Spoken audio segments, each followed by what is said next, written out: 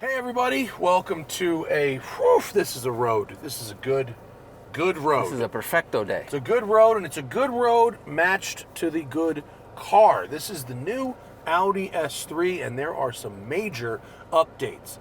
In this video, Zach and I will help you determine, is the S3 a suitable alternative if you can't afford an RS3? Mm-hmm. Is the S3 a suitable luxury car in a small size if that's what you want? Is it worth the price premium over a Golf R That if you too. can afford a little more money? Those are the three big questions. And the big answer to those questions is the car has more power, 22 more horsepower and 15 more torques. Right, we're at 328 horsepower now, 295 torque. Yep, it has a revised 7-speed dual-clutch gearbox with faster shifts. Mm-hmm. And the big one, the RS3's rear torque splitter, which can send 100% of the torque that goes to the rear to one side or the other. So it'll send 50% of total torque to the back, and then 100 of that will go to a side. Correct. It's a cool piece of hardware with clutch packs and all kinds of stuff going on. And now you get it in the S3, which starts at $48,000, only $3,000 more than the Golf R. Okay. So let's get into the right mode. Right, we're gonna go into dynamic, but then we need dynamic plus. That's new. Down Where's here. that button? There's a drive You select activated it. button. And Right, then you hit use the touch screen. to go to dynamic, and then dynamic plus. And then we put the gearbox in In sports. the M, in the manual, we are on new Goodyear Eagle F1 Super Sport tires, which we will talk about in a minute. Well, they'll talk for themselves, really. They're a chatty tire. They are a chatty tire. Yeah, so we've got 328 horsepower, 295 torques, and 3549 pounds. So good for 0 to 60 in 4.4 in one of the most unimpressive launch control starts you'll ever do. Very true. It's a very gentle one. It's a gentle clutch ridey start. But watch how the car behaves through corners. Well, we have brake vectoring and we have the rear diff doing the vectoring. So it's overdriving the outside rear tire. It's kind of pulling back on that inside front tire. And the way it corners around, and on the way up here, I'm sure you'll demonstrate it again, it actually will step out in the rear a little bit. I mean, it feels pretty neutral. We're gonna go down to 2. It's, I think, the lightest car in the class. It's like 150 pounds lighter than the M235 X-Drive. And that's not the good That's not the good one. That one's 3,900 pounds. Right. That's the rear-wheel drive bias one. The M235 is the front-wheel drive bias one, like this car, with a 2-liter.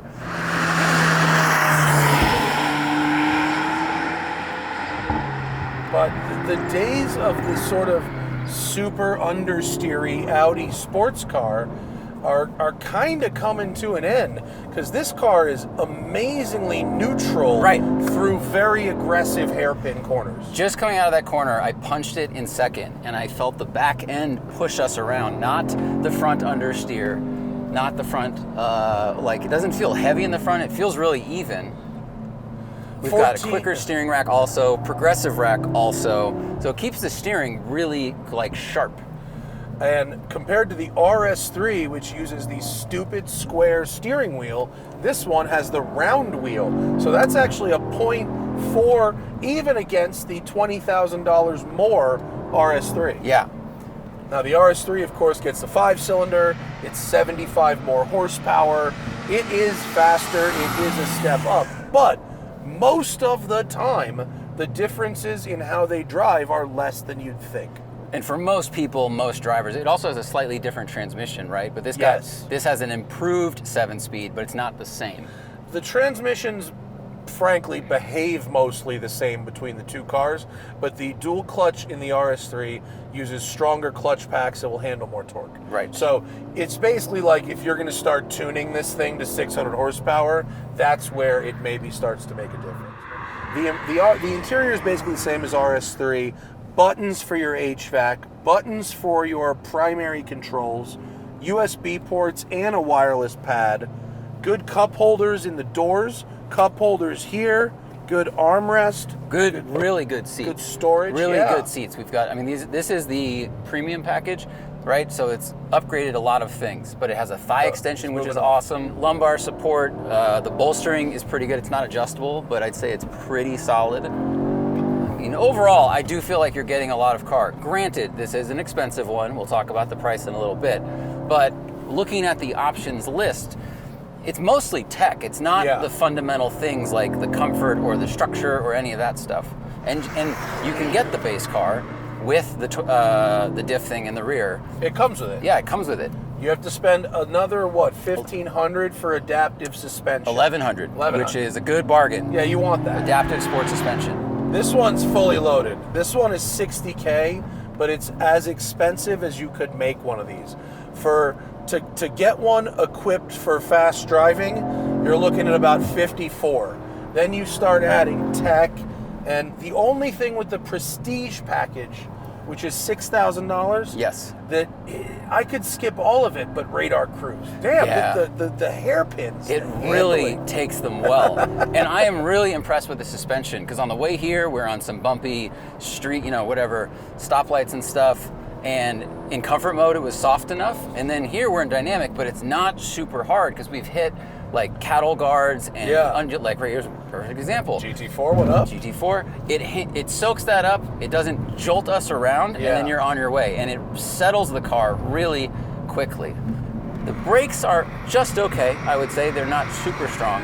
And the transmission, the downshifts, it requires a good bit of room. It's like it needs 500 RPM to redline. Sorry, when you downshift, it needs you to have an allowance of 500 RPM to redline, or it won't let you have it. Which is pretty good. I mean, only Porsche and some of the exotic stuff really give you the gear with zero. Very true.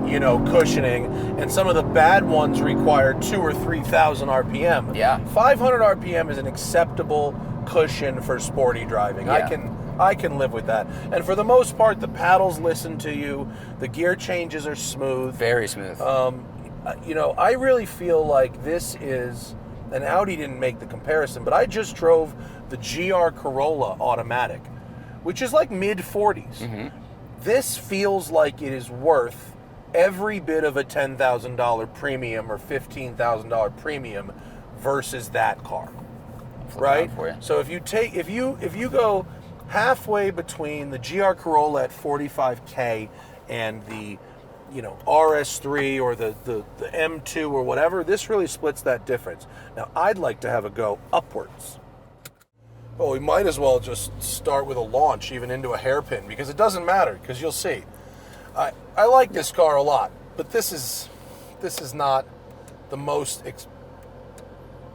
exciting launch. Ready? Here we go. Launching and ride the clutches.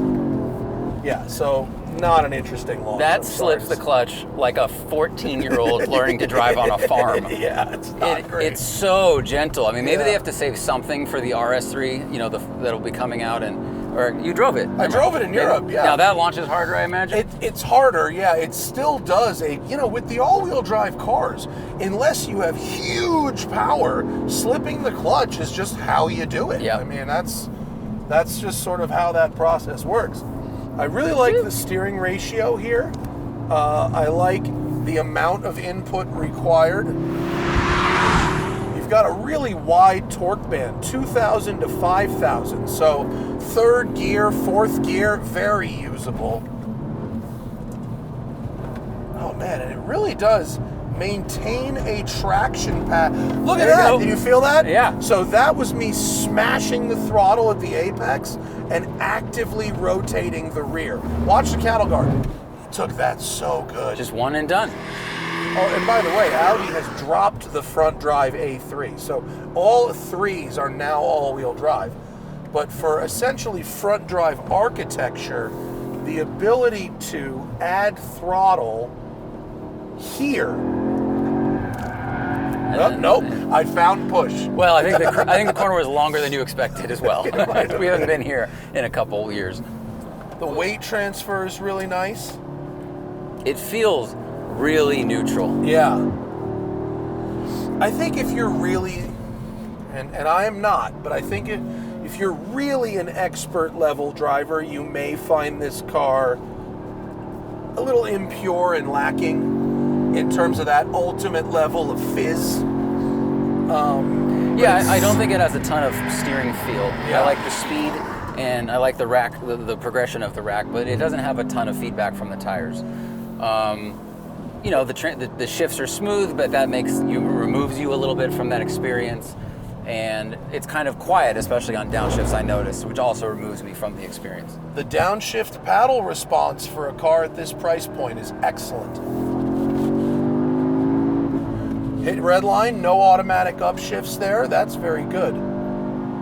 That was another change. They said it was going to have, it has a more dynamic red line, I think. Dynamic something red like line. that. It was something where it was basically a little bit more exciting. Yeah, it hits it, doesn't go over it. Yeah. I mean, to me, the S3 is a bit more of a balanced car. It's somebody's commuter that if you find yourself on a nice road or you want to go out and do some dynamic driving, the car is up to the task, if not ultimately optimized for it. But it's a lovely thing to use. Like, I mean, we've only had it for this one day, but I could get in this car and do 1,000 miles right now. Absolutely. No problem. Yeah. Wow, the composure is like so good.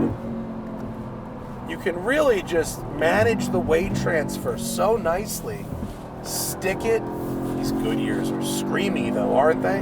There's their conversation we were talking about, mostly on the way up, but they are very loud tires. Screamy tires, yeah. Like a lost kitten.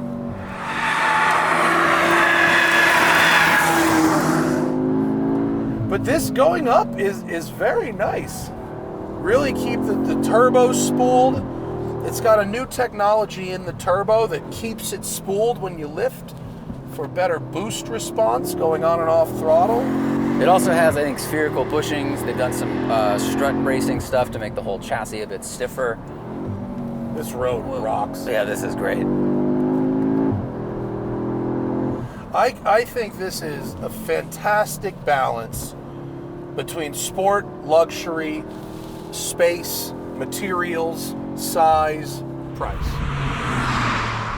There's so much to like about this car. You know, for essentially, you get the one you want is middle 50s. Yes. 54, 55. That's where you want to be. And you get great seats, great inputs, you know, all the sporty stuff. I would much rather have this than the boring M235, which starts about the same price. Yeah. Or the Grand Coupe, which I think just looks terrible. I think this looks pretty good. It looks like an Audi S3. The front end is a little, not my favorite. But what was the other thing? Oh, Golf R is the conversation, which has like the same, you know, structure, Similar the same specs, engine. It yeah. also has this overdrive system in the rear.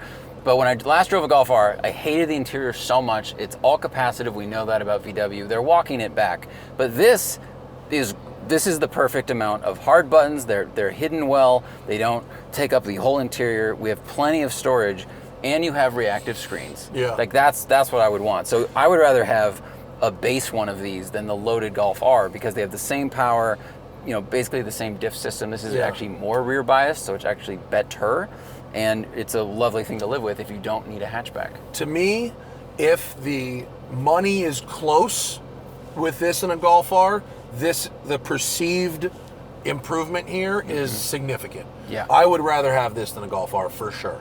This versus RS3, the RS3 is about almost $20,000 more out the door, and in a street driving scenario, I think the differences are less than one might think. That 5-cylinder engine is awesome.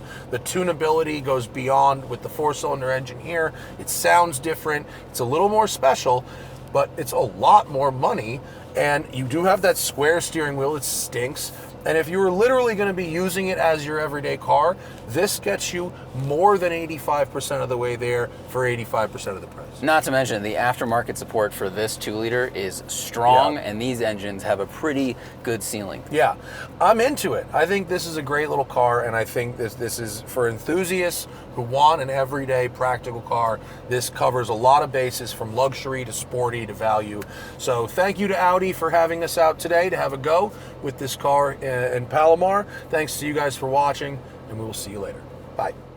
And remember, Always fight your tickets on the Off the Record app, available in the Android and iOS store, or go to offtherecord.com/TST.